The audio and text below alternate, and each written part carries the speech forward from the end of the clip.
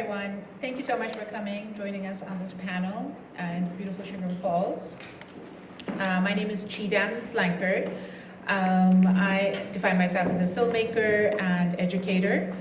It's my pleasure to be here, joined by these filmmakers presenting their films in this wonderful festival. We'll start with introductions. Well, I didn't introduce myself properly, I guess. Chidam Slankard, filmmaker, educator. I currently serve as the director of the School of Film and Media Arts at Cleveland State University. I also make documentary films pretty regularly, working on some projects now. So this is a field that I'm really interested in and very passionate about, so I'm looking forward to meeting everyone and hearing more about their insights. Thank you. So let's start introducing ourselves. I'm Dana Conroy. I'm the director of Broken Eyes, and I've worked for PBS for 14 years.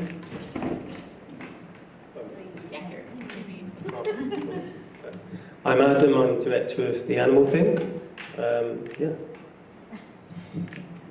My name's Rami Newell, and I'm here with my feature, A Good Wolf. And I am a documentary and experimental filmmaker, and I'm also an educator at both the University of British Columbia and the University of Oregon. So maybe that's it for sharing. My name is Mark Hamer. I'm the director of Once Upon a Time in Sports. I'm from the area, from the Cleveland area, and I have a production company here in town as well. I'm just going to use this.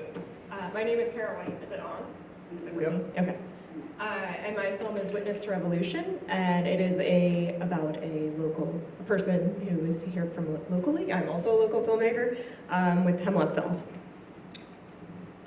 First of all, I wanted to say thank you for having me. My name is Joseph Lincoln. I'm the director of Don't Look Away. Great, thank you so much for those introductions. Our first question is, what do you hope what is the one takeaway that you hope for the audience to take with them at the end of your film? Sure. I have probably a couple of takeaways that I hope that people get from the film.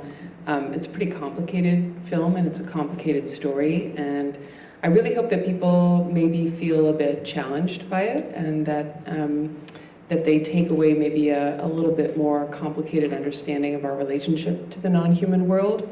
And then I also hope, especially here in the Great Lakes area and in the Western United States and in Alaska, that people take away a really deeper understanding about how wildlife management decisions are made in your state. It's a political process, and people don't often understand that it's a political process, and so I hope that is also something that people take away from the film.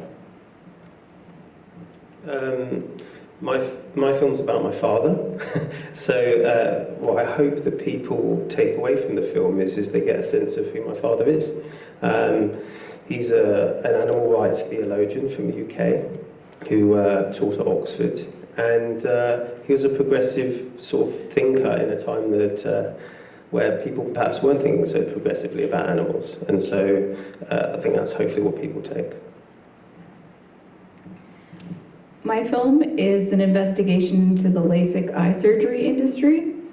But for people that aren't interested in LASIK, I think there's a greater message there about medical procedures and cosmetic medical procedures and how we interfere with our bodies and the choices we make for our bodies, and just to think about even a surgery like a hip replacement, when is the right time for that? Or I think just to think more about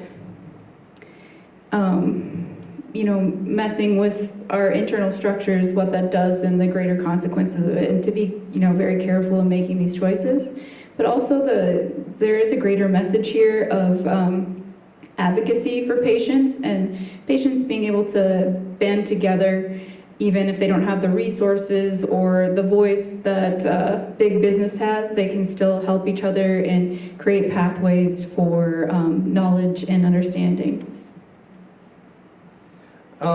My film is all about retired professional athletes, and all of the guys in our film are at the age that they're not really trying to save a broadcast career or have that filter in their heads anymore, and so it's a very raw kind of like interpretation of their experience as pro athletes. And really the point of it, and one of the things that we want audiences to take from it, is when you talk about pro athletes a lot, at least in the modern era, you know, it's all about what they do on the field, right? You know, so like ours is them as people. It's them as their experiences and how they managed, you know, being a pro athlete in their day, and the behind the scenes kind of look. So it's not a play-by-play kind of thing. It's more of the, when I was getting drafted, you know, coach so-and-so came to my front door and I had no idea who he was, right? And so all those kind of things. So I guess the takeaway is just to see them as just regular people. My film is about a medical missionary who went to China at the turn of the century and ended up working with the Red Cross during the Xinhai Revolution. And I think the biggest thing that I want people to learn and take away about that is I think we have a stigma around missionaries and how they change culture, but this story is definitely how he helped embrace that culture and tell that story coming back to America. My story is about Don't Look Away. Is about the issues that the facial difference community deal with, like stare, you know, the cleft lip. You know, people, you know, stare or well, as the title suggests, people look away. So it's a very almost dehumanizing experience. And so, what the takeaway is to, I guess, as simple as treat people who look like us the way you would treat any other people. That's it. Thank you. Many of your films deal with themes of resilience, whether in people, animals, or movements. Can you talk about what resilience means to you in the context of your film? I like that I have to go first every time. I'm like, better be quick on my feet. Maybe we can come back. No, it's fine, it's fine. Yeah, I mean, resilience comes up in my film in a multitude of ways. I would say first, the story of the very old wolf who is woven throughout the film, 1202. She's really just like a wonderful example of resilience in the wild world. She's 11 years old in the film, which is extremely old for a wild wolf. Their average lifespan is anywhere from 3 to 5 years old. And so I would say that's one example of resilience in the film, just what it takes to survive in the wild as a predator in Alaska. And then I think also the human characters in my film display a lot of resilience as well. They, you know, the activists who are fighting for greater protections for the wolves in that area are, you know, have just faced one defeat after another, and they keep going and they keep trying to regain protections for those animals in that place. And I would say that the people who are out on the landscape, either conducting the scientific research that you see in the film or hunting and trapping as well, probably display their own set of resilient characteristics. It takes a lot of effort and work to be out on that harsh landscape day after day, doing your work. So I would say just about everyone in my film probably embodies resilience. Yeah, my film's about my father, and he's a fairly resilient character. He was, you know, sort of an early adopter of vegetarianism when it was very unpopular in England, and still maybe is, I don't know. And so he was sort of an outspoken voice for animal rights for, you know, sort of, well, 50 years pretty much. And so the amount of resilience he's had to have from, you know, dealing with, you know, very negative press and challenges within sort of the academic systems that he's been, and the church systems, the institutions that he's been part of. You know, he's had to show an enormous amount of resilience, and I think the film kind of shows the cost of said resilience, if anything. My film features about a dozen people that have chosen an elective surgery, LASIK eye surgery, and have dealt severely with the consequences of it. There's 39 known LASIK-related suicides that we know of, so I think the journey and the guilt that you feel after choosing an elective surgery that gives you a permanent disability is can be insurmountable. But I think advocacy is where people find a lot of hope in this journey, and the feeling that they can help one another by sharing their story. But doing something as simple as just having a microphone to tell their story is where they find a lot of resilience.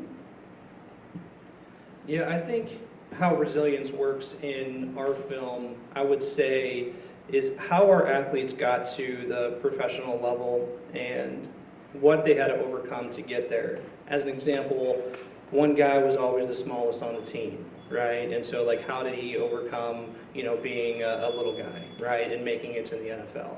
Another one grew up in a really bad neighborhood and didn't have a lot of resources to learn the game. So he learned basketball on playgrounds. Well, the city he lived in DC at the time, the playgrounds were just full of, pimps and drug dealers and all the people that, you think would have a negative influence on you. And he comes out and says that. That's how he learned the game. That's where he got his toughness from.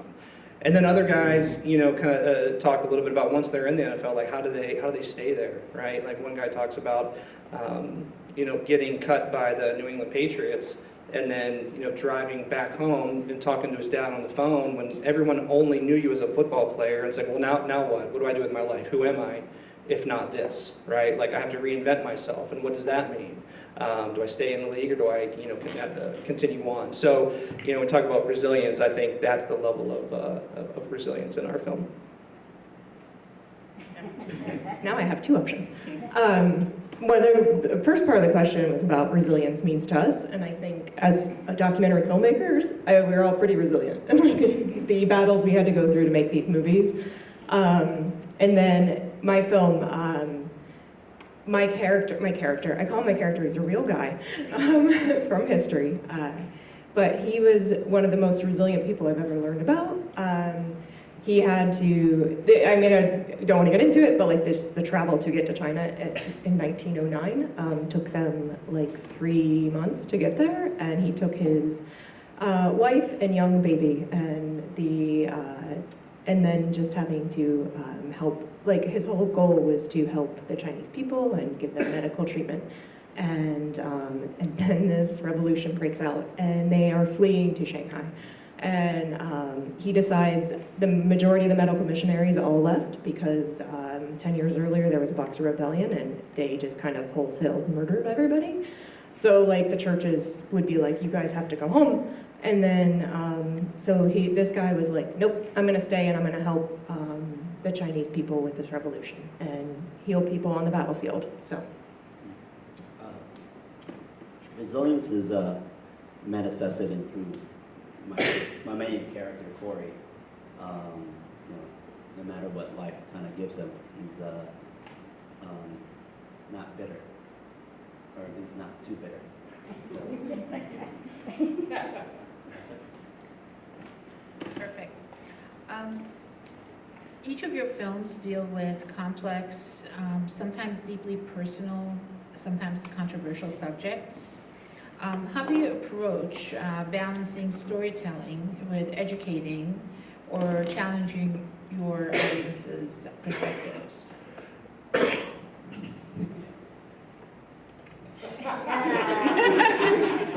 know, maybe we should. Yeah, well, this is fairness. Okay, what was the question? Yeah, maybe. Sure. I just grabbed it without even thinking. Sure, so kind and generous of you. Okay. But each of the films deal with complex, sometimes deeply personal, sometimes controversial subjects. How do you approach balancing storytelling with educating or challenging your audience's perspectives? I think for us, and the kind of a way to think about that is just go with truth, right? And everything else kind of like falls into place, right? And so like even if it's a hard subject to talk about, if you go with truth and honesty and you go with representing it the way that is appropriate from a humanistic standpoint, it gets you through it, right? As opposed to trying to dance around things and, you know, and then if it's happy, it's really easy. It's like the truth is fantastic. But I think that would be the best way how we did it. I'll vote. Just to add what you said, also to have just a transparent. I mean, it may be different for each case, but like with my film, I had a very transparent relationship with Corey, and we focused on what the film is really trying to achieve. And so, based on that idea, what the film is trying to do, and based on our relationship, everything else kind of falls into place, and we don't really have to worry about kind of tiptoeing certain topics, you know. Yeah. Thank you. Yeah, so I mentioned like the Boxer Rebellion and missionaries going to China, and like all of this is very controversial, and like everyone has different opinions, and Chinese definitely had different opinions. Then like all the like it wasn't just Americans; it was multiple countries had multiple churches had different missionaries, and I took on this project. I didn't know any of this stuff, so I had to interview a ton of scholars. And one of the things about putting this film together was just trying to tell this story truthfully and accurately and fair, like in a fair way to everyone who was involved. And all these people we're talking about have, you know, like they're from the turn of the century, so like nobody's still here, so we couldn't interview anybody about their actual feelings or opinions. So I think it's just trying to take all of that, take all of these journals and letters and all this information that you can gather, and then like figure it out and tell it as accurately as you can.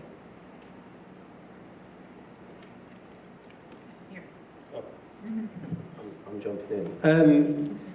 I think the question's about balance, right? It's sort of how do you have so much of one piece and how much of another? And I think the answer to that is that filmmaking, documentary making is an evolution, right? You start off with an idea, and you think that's what the film's going to be, and then you start making it and you realise it's actually a little bit different. And so you're trying to balance actually what your original intention was versus actually what the film should be sometimes. And so it's trying to find the voice for the film. And I don't think I really bothered worrying about how much I was educating or how much I was going to preach or not preach or something like that. I tried to find what was an engaging balance that would tell the story in its most, you know, sort of simple form. And that ended up being a non-linear form. So, you know, sometimes it's kind of roundabout way. That's my answer. So, as far as balance goes, I think some of the behind-the-scenes things that the audience doesn't see are the formation of the story, and you have a team of people that has different ideas about how a story should be told. In my story, for instance, the original editor of our documentary had a different idea about how much data and facts and graphs that we needed to present. And he had our first cut edit full of info cards and graphics and percentages, and wanted to add even more of those. At the end of the day, while that was great because we are doing an investigation and we want the audience to come away feeling like they have the knowledge that they need to make the right decision for themselves, my personal strength as a director is with the human side, with the storytelling and connecting with people. So we decided to wipe out almost all of those graphic cards and replace with more human connection elements. And we had to actually get a new editor to do that. And that is the thing, when you have an artistic vision in your heart and you want to follow it, you might have to make some tough decisions along the way. And I think in the very end, I have a product that I'm so much more happy with, but it does take a lot of putting your foot down and pushing through and, you know, trying to get the right people behind you that are going to support your vision. So Could I piggyback off of that? I just want to piggyback off that and say that documentaries are also very much an editor's medium as much as a director's medium, and the story is crafted in post. And luckily, my editing partner, filmmaking partner, who's here, we spent so much time, recrafting the story, and that's such an important part. I think that people often don't give them credit for the work that they do because it's so labour intensive. That's what I was going to ask. So, sorry. Can you say that one more time a little bit louder? The labor-intensive part. Labour intensive. Labour intensive. Any takeaway from this? It's that sentence. Yeah, all of the above. I think my film is what you were listing: personal, complex, and what was the third thing? Personal, complex, and whatever. Well, Controversial. All three of those things. Yeah. And I really had to find a balance there. My film was made over the course of 5 years, and it included 7 trips to Denali for multiple weeks at a time. You become very close with your participants over that time, and this controversy dates back 40 years to the founding of Denali National Park in its current form when it was expanded in the 1980s. And there's a lot of baggage there, and there's a lot of history there, and it is very personal for the people who live there. And I really had to balance making this film for a larger audience, one that would resonate with story and character for people in the lower 48 and beyond, with also making it a tool to galvanize Alaskans and to educate Alaskans. So I really had to, sort of stay away from some of the nitty-gritty details, like digging into the language of the Alaska State Constitution was not something I could do in the film, even though it's something that's very compelling for Alaskans.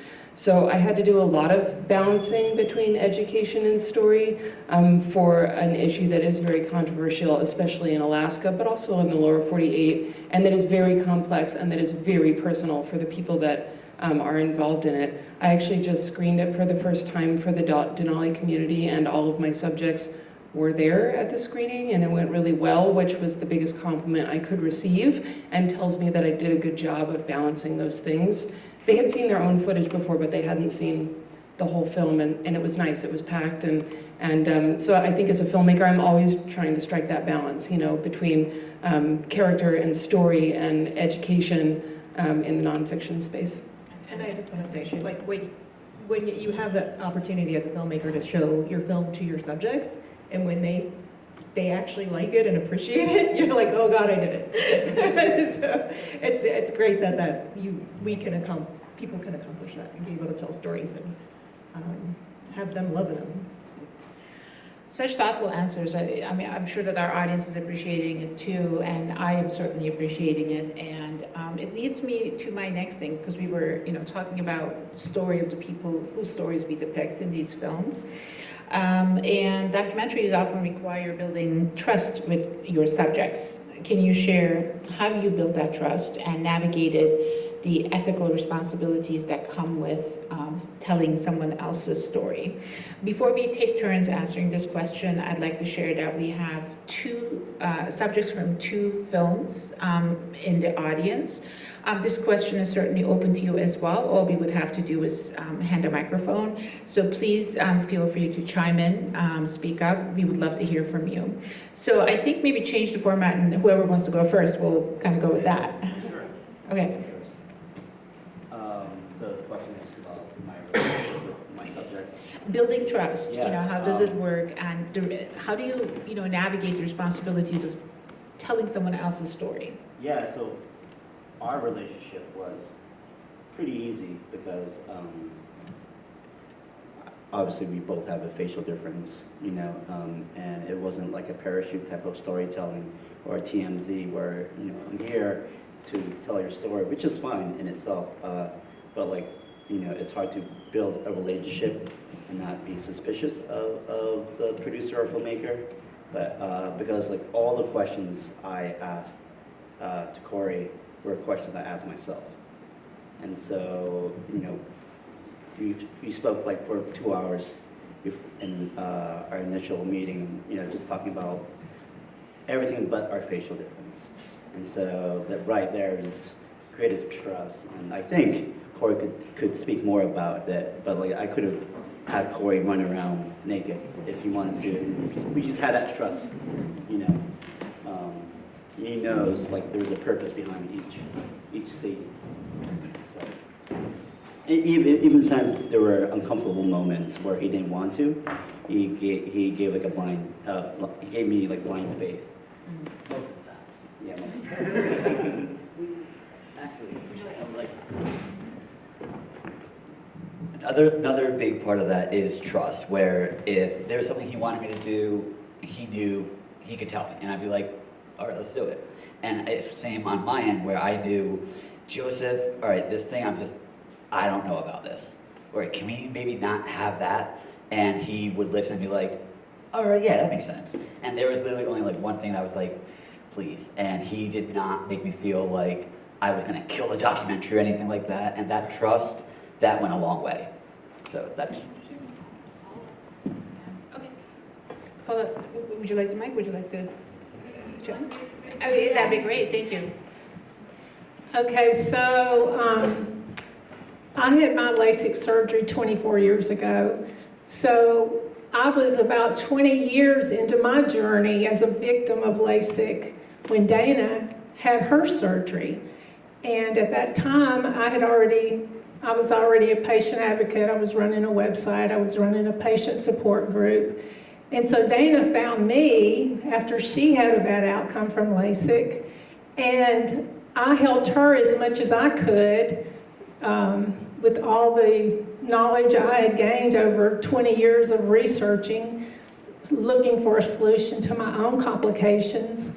And so that is where the bond started, is when she found my support group and got involved, and I was helping her and sharing information in my support group. And at some point along that journey, she decided she needed to make a film about this because she had learned so much about the industry and how they withhold the side effects and the complications and the long-term consequences. So when she approached me about making a film and meeting up to do some filming, we were already our trust was already there. Because when you're going through something like what we've been through, you just automatically bond with other people that have been through it because you feel like an alien to the rest of the world, like no one else understands you, but other people that go through it totally relate.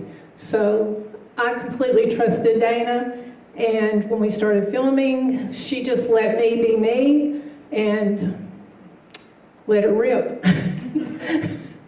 So that's how that started. Thank you. Yeah, I'll if I can piggyback on this, what she said, you know, about the trust, and I think is a factor of time. And when you have that time to be able to break down those walls and to build those relationships, you know, I think it becomes, you know, like a much better story. That's not always the case. You know, sometimes you just meet your subject on that day, right? And it's like, okay, now we have to do 3 months of like just human work, you know, first before we start talking, you know, and kind of work through that. So I think, you know, when you hear about films taking 1 year, 2 years, 3 years, 4 years, there's a reason for that. You know, a lot of things are in your control, and a lot of things are out of your control. But you can't rush trust, I think, and yeah. So I do want to say something I did different with this film compared to my other films is I put myself in it, which was incredibly awkward and painful for me. I'm a behind the camera person. Like, put me behind the camera, I'm good. But once I'm in front of it, I'm just awkward. But it did, I feel like it evens the playing field between you and the interviewees. Like, you're all in this together, you're all on screen, you're all being exposed and vulnerable, and that it changes the power dynamic, because a documentary filmmaker, I feel like, has a different power dynamic when they're behind the camera. Like, the people in front of the camera have to be more vulnerable, they're more exposed, but when you're all in front of the camera, I feel like everybody is an equal, which is a different experience, and it's been really interesting. I'll go. So I've done a number of documentaries with my producing partner, and also he's my husband. He's not here today. But whenever we start any of those projects, you have to reach out to the people you want to film and get them, gain their trust in that way. And it is a difficult process for all of us to be like, I'm talking to a stranger and asking them to trust us with showing their life on the screen. And that there's been multiple times that we've just had to talk our way through it and get them to be like, okay, like this isn't like a TMZ, it's not an expose, like we're trying to tell this story in a way that shows everyone in a positive light. We do a lot with history and people from history, so we just want to make sure that like everyone feels comfortable with the story. And within this particular project, when I was approached to do it, it's been a very long process. There's a couple of our family members and producers in the back. It was just working through with them to show the story accurately, and they definitely wanted to make sure, as much as I did as well, that we showed it in a way that the missionary, like, it's a very complicated subject, and we actually had a whole segment about that aspect of it, like how people view missionaries, and we ultimately cut that out of it. But and to just show the relationship of their family member with the Chinese people and how that is continuing, and how it's just in like telling the aspects of the family's story that was important to them and actually makes the film work. Because there was definitely going back and forth on a few subjects where you're like now it's not going to really fit into the flow of the story, but I know this is really important to you, so like let's figure out how to get it in there somehow, even if it's just like for a line. So I think it's just that communication is key, and I think that definitely helps people to trust you in that aspect. So I can go next. It took quite a while to earn trust with Alaskans. Alaskans are notoriously resistant to outsiders, but I think in this case it actually was an asset to be an outsider, because I could be viewed as not having an agenda coming into this extremely volatile controversy. So I think that was an asset, but it did take me quite a while to earn trust, and people ask me all the time how I achieved that, especially with the trapper that you see in the film. And my short answer is you earn trust by being trustworthy. And that means doing what you say you're going to do, being transparent with your subjects. You know, when I teach documentary to university students, I start the term with a unit on ethics. Because in documentary, we're not dealing with actors, we're dealing with real people, and participating in these films can have real consequences for their lives. And I'm transparent with my participants about that potential. I'm real clear about that it is possible that they could have negative ramifications as a result of participating in the film. I'm still in contact with all my participants, even the trapper. He calls me to chat. I just saw him the other day. Went over to his house for coffee. And I think that's really important. You build really close relationships with these people even when they're of a very different walk of life with you. And I think that's also one of the beautiful things about our art form, that it opens these opportunities for dialogue and for building those relationships. And it's really important to me not to violate their trust. All of my participants saw their footage, their edited, completed footage, before I completed the film, and I made sure that they were comfortable with it. And if there's something that they weren't comfortable with or that was factually inaccurate, we changed it. I'm not into exploiting people. I'm not into playing tricks on people. I'm not trying to get a gotcha. I think that as artists and as storytellers, we can tell that story in an honest and accountable way. yeah, I think everything you said is. I also teach a documentary class at the Cleveland Institute of Art, and we do the first classes on ethics as well. And the amount of friends that I have in the documentaries that I've made is like incredible. And I think that speaks to your filmmaking, that you're able to be friends with them. Like any of us who are friends with our subjects is huge. So. You have a different take. I have a different take. If only I could manipulate my father. It was funny because I'm a moderately experienced director at this point in terms of interviewing people and making them feel at ease. And like everyone said, it's, trust is key, and getting to know people and not talking about the subject that you're talking about is half the job. It's just getting to know them as people. And so actually it was very easy for me to get almost all the collaborators to have buy-in because they knew that I was my father's son. So everyone else who was in the film, they were like, cool, we're into this, let's go. But my dad, it was an entirely different proposition. He's dealt with years of people mischaracterizing him in the media, especially in the UK. And then there's his son who, doesn't necessarily always make documentaries, so what's he going to do with my story?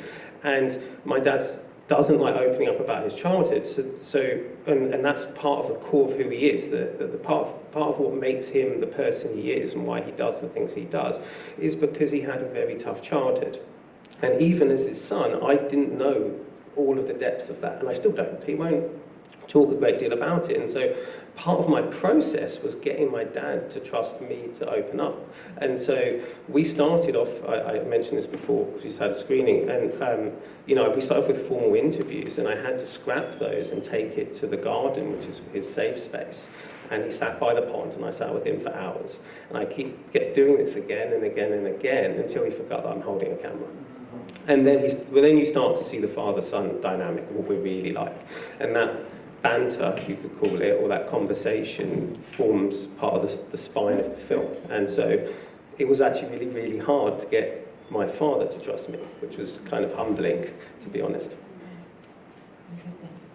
All right, you actually segued into my next question a little bit. Maybe you have another answer, Adam. But next question is, what was the most surprising or unexpected thing you learned about your subject or yourself during the filmmaking process? So it's a part of the film, but I didn't realise fully. My father lost his job as a university chaplain because he fought for rabbits who were being killed outside on the grounds, and he caused a big problem in the university, and they quietly asked him to leave. And as a child of 10 at the time, I just moved to Oxford. Dad got a promotion, and we didn't really understand why we were moving. I know it was a little bit tough on us, but it's, kids move, most kids move. And so that was one of the surprises. There's a lot of surprise about how Dad's work had touched other people. It's kind of surprising that the CEOs of animal organizations that are like, I saw your dad do a speech in 1989 and it changed my life. And that was surprising. I was like, I didn't know that. That's incredible. There was people who couldn't make it into the film because we'd finished the film and they're like, oh, by the way. And so those were the surprises I hadn't realised because it's Dad's work. When I was growing up, I was interested in other things. I wasn't interested in religion very much, and although I cared deeply about animals, Dad's work was dark. It's talking about animals suffering is heavy work, and most people can't do that. And so I suppose I learned a lot about my dad. Anyone? I'll go. So normally all the documentaries that we've made in the past have to do with subjects that my husband and I are passionate about and want to tell the story. This was something that was brand new to me, so I knew nothing about the subject. I knew nothing. I hardly knew anything about the Chinese history because, United States history class doesn't really touch on that. So I think everything in it was surprising to me. Like it's such a fascinating history of that time of Chinese history, and the people who were actively involved in that. I can't even go into all of that, but I think the biggest thing for myself personally was that I had to, I felt like I was going back to school and doing a thesis because there was so much studying and so many just trying to find all these historians and the right historians to speak with on these subjects that I really didn't know about. Yeah. I think, and the question is, what do we learn from our? I'm sorry, I am listening. I'm just listening to everyone else. I'm like, oh, that's a great idea. That's a great idea. Well, what's the most unexpected thing you learned about your subject or about yourself throughout the process? Yeah, I think from our subject, I think the most I'm going to say incredible thing, is in ours we're talking about, professional athletes, and you think that professional athletes have a lot of money, right? That's just, the world they live in.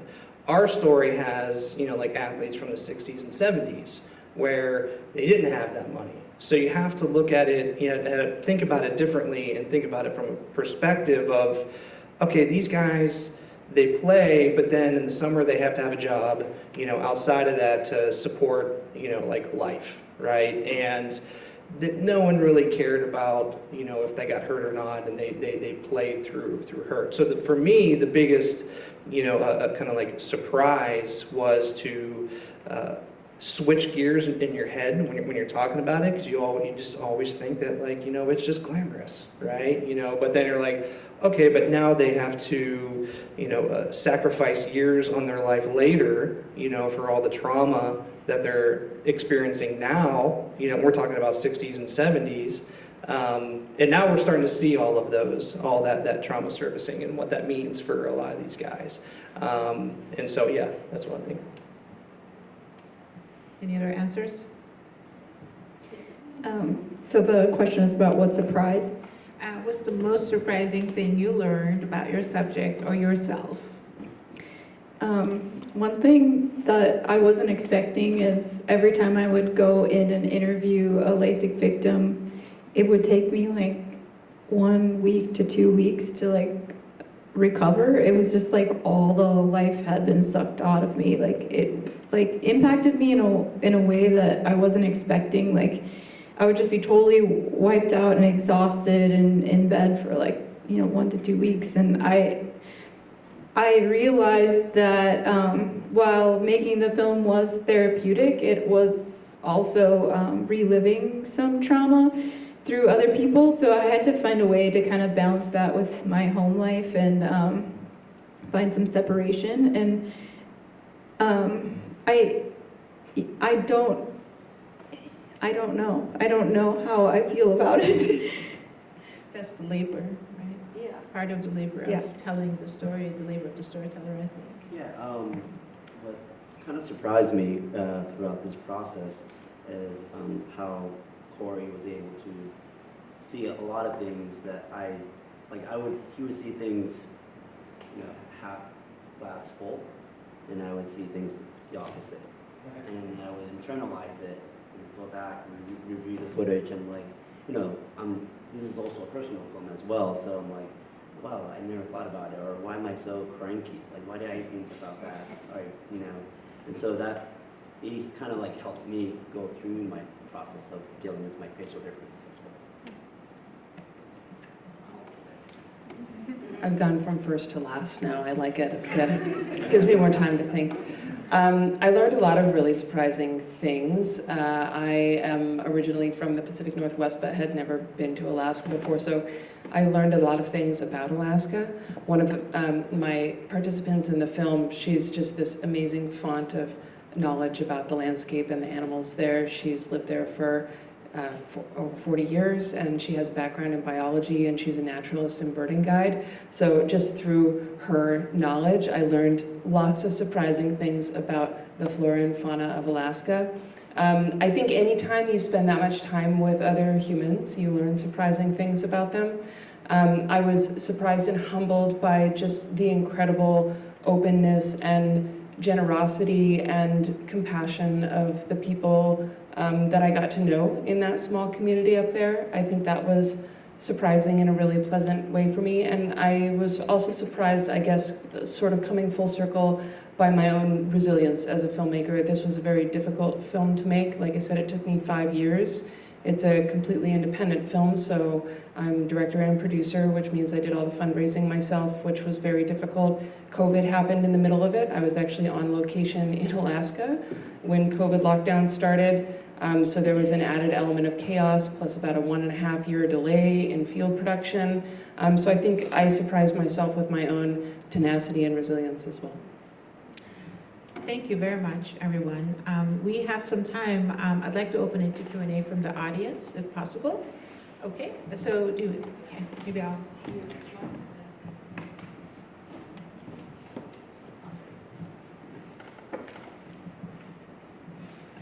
I am a fellow filmmaker. We have a film here as well.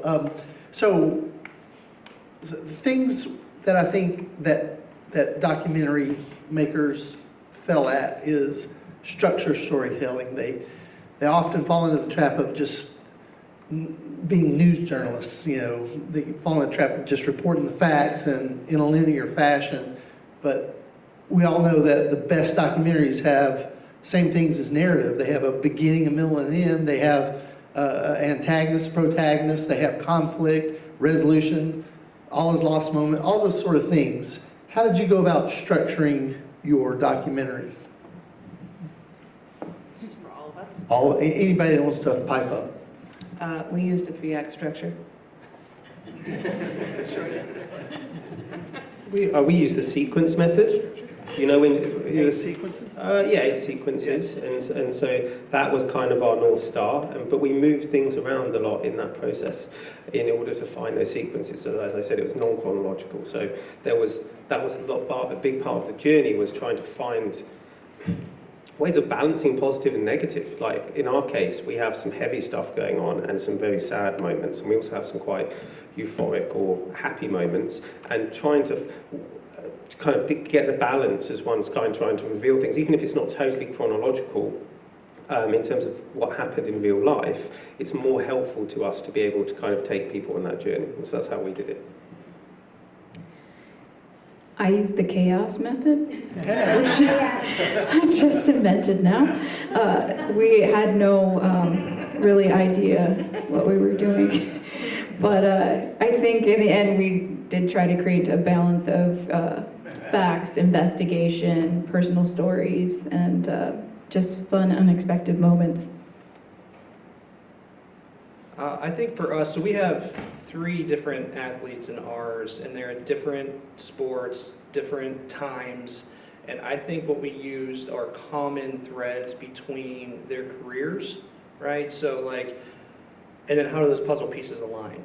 And that wasn't planned. I mean, it's just like you shoot it, and then, you know, you're kind of like, okay, what's the best way to put this together? Okay, this makes the most sense, you know, like for a viewer. So, you know, so for ours, in a way, it's chronological, but not exactly, because they were at college at different times, they were in the pros at different times, but we used their experiences as the bridges to connect them through. Take 2 minutes. Mine was historical, so we were lucky and fortunate in being like, there's already a storyline in place. It just became more like, what was the important aspects that needed to be told to help carry it forward and keep the viewers interested, and not just going, oh, and then over here we're talking about this, and now we're going to talk about this. So just trying to like make that structure, keep it flowing. Like, we all love narrative films as well, so you kind of just use that as your guide, and yeah. Ours, we filmed, it took about 6 years to film our film. It's actually, this film is actually a larger part of a feature film. So this was like more like proof of concept. But because our film is based on one subject, you know, Corey, it's kind of lend itself to just going through chronological order. Some parts were kind of switched around, but for the most part, it was a linear, you know, timeline. Any other questions? Okay, so a lot of you have, you know, subjects that are like here now, and then you went through historians and things like that. Was there a lot of like anxiety, like when they're not here, so you have to go through historians and all of that, but what's the process of like confirming, making sure that like it's right, making sure it's fact, and making sure like going through and just making sure, okay, they say this and they say this, so it adds up? Yeah, I'll go first. My anxiety level is high all the time. But yeah, for that stuff, we cross-check, we fact-check. Like we have historians watch it when it's done, change it when it's questionable. Not necessarily with this one. Ones in the past, we interviewed the women pilots from World War II. And one of them said something that you're like, oh my gosh, that's so great. And you're like, oh, and then my historian was like, I know she really believes in her heart that that's true, but it's not. And you're like, oh, I have to cut this out of my film. So yeah, that's something that we pride ourselves on, is that it is factual, and we have many people look at it and make sure it's good. So. There was a question in the back there. Hi, my question's for, is it Raimi? Hi, I saw your film yesterday, really, really beautiful, and gave me a new appreciation, a newfound appreciation for just the beauty of Alaskan wildlife and fauna. I had a couple questions about what made you decide to choose the stakeholders in your subject that you did move forward with, and were there sides of the story that you wanted in there that you couldn't get in there? And then also just separately, I'll leave it there. That's enough of a question. Okay. First, thanks for your kind words, and a quick plug. My film is playing again just after this over at the intermediate school. So for any of you that don't have plans already tonight, you can catch it again tonight. Choosing my characters or my participants was a process that took a while. I did a pre-production trip back in 2019, and I did a lot of sort of pre-interviewing and met a lot of people who were already stakeholders in this conflict. So it's a very small community, and it's a very small piece of land, and there really are a limited number of people who are actively involved on the issue. And so I really tried, I had like formal interviews with probably more than 30 people for this film, and I cut it down to the people who are local to the place and or had been very substantially engaged in the issue over the course of decades. In the case of Alaska Wildlife Alliance Executive Director, she's the only one in that film who isn't local to Denali. So I really wanted to try to avoid topic creep and avoid scope creep, because at the point where I'm including some person from Fairbanks who just has an opinion about the conflict, then it's like, well, where do you stop, you know? So I really tried to sort of rein it in and keep the story about the people who actually live in that place and have a connection to the land and the creatures on the land. And I felt like that would be probably the best way to structure the film and choose my participants. Obviously, participants are also self-selecting. There were a couple of activists who initially were comfortable being in the film, and they had access to archival material for an activist mostly in the 90s and early 2000s who was very engaged on this issue, who doesn't appear at all in the film, because the current activists who have access to all of his archives, they withdrew their consent. And they had already given it. I could have used the footage anyway, legally, but ethically I didn't feel right doing it. So they withdrew their consent because they were uncomfortable with the fact that I was including the perspective of trappers. And I said, okay. So yeah, there are definitely aspects and viewpoints around this issue that aren't covered in the film, and that I think that's just sort of inherent in the art of filmmaking. So. Can I ask a follow-up question based off of his question? Are we allowed to do that here? Is it a safe space? Okay. It's a safe space.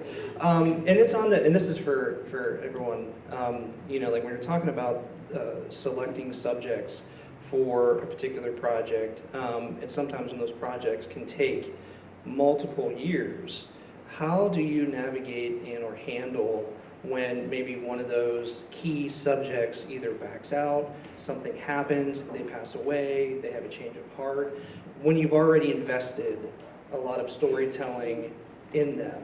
Have any of you experienced that, or is it just me? Well, I just answered that question. Usually we make it a short after. That's a great answer. My dad's still with us, so luckily. But I will say something slightly tangential to that, which is that one of the challenges I found was actually finding some people to be interviewed. One of the really gratifying things about making the film was I identified a couple of people that my dad hadn't spoken to in 30 years and who in their age group don't really use the internet. And so tracking those people down was really fun. And because I finally got them, we were flying back to England to do our last set of sort of formal interviews, and I got hold of the guy one guy, like 3 days before that, and we changed our whole schedule so we could just go back and get him. And so that was, I don't know, a gratifying thing, and not the answer to the question. I think the biggest thing is that you just have to work creatively. You have to be like, okay, like we lost that person, like how are we going to tell this story in a different way? I mean, we kind of did that with Witness to Revolution. It doesn't have to, nothing catastrophic like that happened, but there were definitely gaps in like, because this was at the turn of the century, we don't have photos for, or like what do you show visually while this person's explaining this thing? So we ended up doing like animation in it. So like I think you just come up with how else are you going to tell the story, or what does your whole story shift? So we have not had anyone pass away while we were doing it, but a lot of, since we do a lot of historical stuff. I think it's Pam. A lot of the subjects we've interviewed were in their 90s, so I think the majority of the people we've interviewed in that aspect have passed away since then. So, Any other questions from, okay. I was gonna say, any other questions from the audience or the panelists? So I'll just leave that there and then. I was just gonna say, I don't know about you guys if you're like regular doc makers, but I talk about this with my doc producer friends all the time, how there's always like the one that got away. It's like somebody you contact about doing an interview and they're like really excited about it and you're like, great, this is gonna be awesome. And then you try to line it up and they just like ghost you. But then like 6 months later, they're like, okay, when do you wanna do it? But then they go silent again. And then you just like, are like, what did I do wrong? Like, why? But you'll never know, and they'll never do the interview with you, but they'll never say no. They'll never be like, no, I won't do the interview, but they'll never line up that date with you. And I feel like that just like haunts a doc producer forever. It's like dating. It's like I've had two people at the very start drop out of the project because, you know, I told them, I guess, what was at stake and what was involved in the filming, and so they're like, I don't think I could do this. I mean, they did the trailer to raise funds, but then they realized how much time was required. But like, yes, it was kind of like unfortunate, but at the same time, if you tell your subjects, so to speak, about what's required, then and you be honest with them, I think there's less of a chance, of them dropping out towards the end. If you like lay it out all out, and like this is what it takes, and because you would rather have them drop out in the very beginning than like in the middle or in the end. As we wrap, I will ask each filmmaker to share with us the next screening time and date for the film and the festival. So maybe first. I already did, but it's 5:30 at the intermediate school. It's right after here, so just walk on. Yeah, it's A Good Wolf. The animal thing, I can't remember which space it's on in, but it's at 6:30 tomorrow night. So look out for that.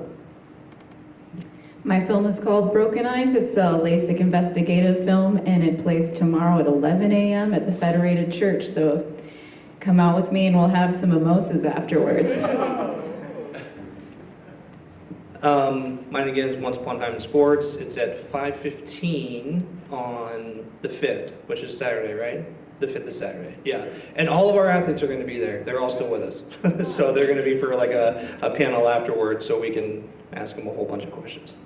Mine is Witness to Revolution. It's playing tomorrow at 10:15 a.m. at the Sugar and Little Theater. And then mine, Don't Look Away. It's playing tomorrow at 4 p.m. at the Triangle. Yeah. Thank you to our audience for joining us today, and please help me thank these wonderful insights that we heard and these filmmakers.